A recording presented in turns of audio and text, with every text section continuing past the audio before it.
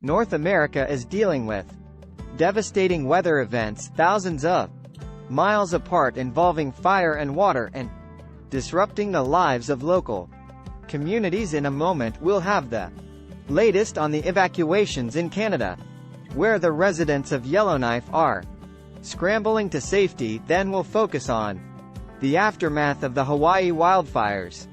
But we start in California, where for the first time a tropical storm could hit the southern part of the state over the weekend. Hurricane Hilary is a Category 4 storm. It's expected to make landfall in Mexico later today in the state of Baja California. As seen here, it's forecast to downgrade to a tropical storm before hitting Southern California with San Diego and Los Angeles in its path. Preparations are already underway there, including working to shore up hillsides. Officials are worried about landslides and major flooding. The last tropical storm to hit California was in 1939, over 80 years ago. Well, this map shows the predicted path the storm might take. Yesterday, the center of the hurricane was located roughly 400 miles south of Mexico's southern edge. President Biden spoke about the preparations underway. I also want to note that my team is closely monitoring Hurricane Hilary, which has the potential to bring significant rain and flooding to Southern California. FEMA has prepositioned personnel and supplies in the region, and they're ready to respond as needed. I urge everyone in the path of this storm to take precautions and listen to the guidance from state and local officials. Well, David Roth is a weather forecaster with the U.S. National Weather Service. He told me what to expect from Hurricane Hilary. The storm is moving northward and is expected to near the coast of Baja California Peninsula in about, I guess that would be on Sunday morning. And then the center itself is going to scrape the coast up towards Southern California. Now once you get north of Point Eugenia, which is that little peninsula right in the middle of Baja that juts out into the Pacific, the water temperatures get very cold, so we're going to have the combination of cold water, increasing vertical wind shear from the upper level low and upper level trough up to its north-northwest. That's pulling it northward, and land interaction with the peninsular ranges of Baja California that extend into the southern part of the state of California. In the United States, they're all going to work to weaken the system. It's probably not going to have a whole lot of central thunderstorm activity by the time it gets to Southern California, but that's not really where we're expecting the main threat. We're expecting the main threat to be from all this moisture, instability, and strong winds that are coming up from the Gulf of California to the east of Baja. They already saw an uptick in shower and thunderstorm active today across southern Nevada and portions of Arizona, and that should really increase over the next few days. Sunday and Monday, you're expected to be the worst days for heavy rainfall, and the general forecast calls for 75 to 150 millimeters of rainfall just broadly, with local amounts to 250 millimeters. Now, if we were in the southern and eastern United States, this might have just a modest impact. Depending on the place, maybe a moderate impact, but we're dealing with the deserts and the ground is very hard. You're dealing with rugged topography. The mountains come up very sharply.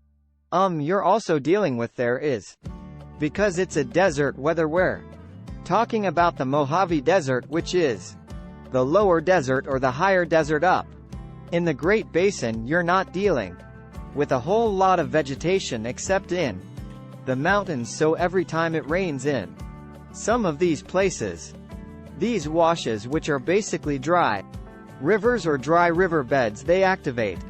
Suddenly you have these rivers and streams where they really haven't been in a long time. David Ross speaking to me earlier. 111 people have died and more then 1,000 are still missing. Following devastating wildfires in Hawaii, thousands of homes and businesses have been destroyed in Maui, among them the world-famous restaurant and music venue Fleetwood's, owned by musician Mick Fleetwood. Our correspondent Sophie Long has been talking to some of the employees who are now raising money for the relief effort. Calculating the human cost of this tragedy could take many months. So much was lost here. Man, Lahaina is it was the capital before it was Honolulu. You know, the kings and queens used to live in Lahaina. It was a sacred place. Lahaina town and the community of Lahaina epitomizes like culture of the Hawaiian story. It's a crazy, vibrant town that actually was alive and wasn't just a tourist attraction. All the surroundings of that town, it was a real community that lived and breathed way before creatures like me even knew about this island. Buildings burned, but one had a special place in the hearts of locals and of people around the world, who all flocked to Fleetwood's on Front Street. Music. It may have been owned by a non-native who happened to be a rock star, but it had Hawaiian culture at its heart. Music. It was my job, is my responsibility to just keep the Hawaiian culture there. That was one of the first things that I feel like Mick wanted to do since opening. He wanted to always have a Hawaiian presence there. Kately is our kumu, so he would do an ali, a chant in Hawaiian, talk about the connections of the Hawaiian Islands from the Hawaiian perspective, and then I had the blessing of being able to do so, not just playing the bagpipes but kind of as a bard, to share the amazing connections between the UK and these Hawaiian Islands. You know, people come and they look at the Hawaiian flag and they say, why is the Union Jack in it? And then they go on with their holiday. Don't think about it, but it's not. This is the only place in the world where the Union Jack flies, and was never officially a British territory. All those who worked at Fleetwood's, more than 120 of them, have now been accounted for, but many of them have lost everything. They've all lost their jobs and a place they called home. For a lot of people working there, it wasn't just the job. It was a second home. You know, what would you miss most about Fleetwood's? Everything from the smell of the wood to the sun on my back standing there with the 8 yards of wool, the sound of the crowd, the interaction, the smiles between people that know each other extremely well as a family. The whole place. It really was magic.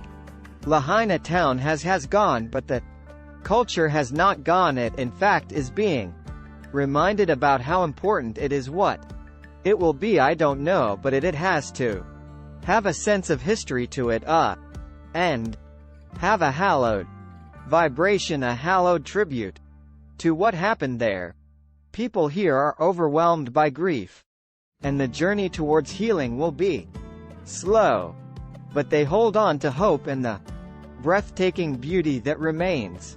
Sophia Long, BBC News. Maui, the Western Canadian province of British Columbia, has declared a state of emergency as a country deals with its worst wildfire season on record. The western city of Kelowna is under threat after embers flew across a lake from neighboring West Kelowna, and residents of the remote northern city of Yellowknife, which is threatened by a huge wildfire, have been scrambling to leave. An official deadline to evacuate has already passed. Our North America correspondent Peter Bowes reports the scale of the emergency facing Yellowknife and its 20,000 residents can be seen in these satellite images. Smoke billowing over the remote city as fire rages all around.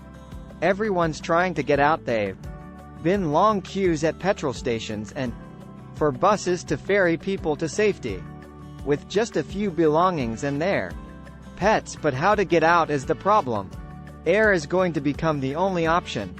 At some point, if the fire keeps encroaching further and further toward Yellowknife, there is just the one road.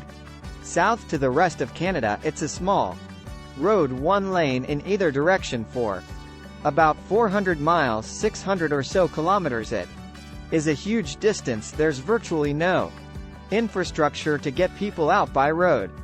Dozens of planes have left the city over the past few days, and more flights are being arranged by the Canadian military.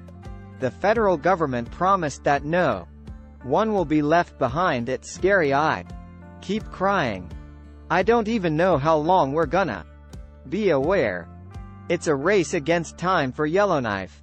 Officials fear strong winds could fund the flames towards the outskirts of the city within hours. This is a country under siege from wildfires, a separate place in the west threatening Kelowna and British Columbia is growing a terrifying speed. There are more than 1,000 active fires burning, half of them out of control. Canada's worst ever wildfire season is showing no sign of letting up.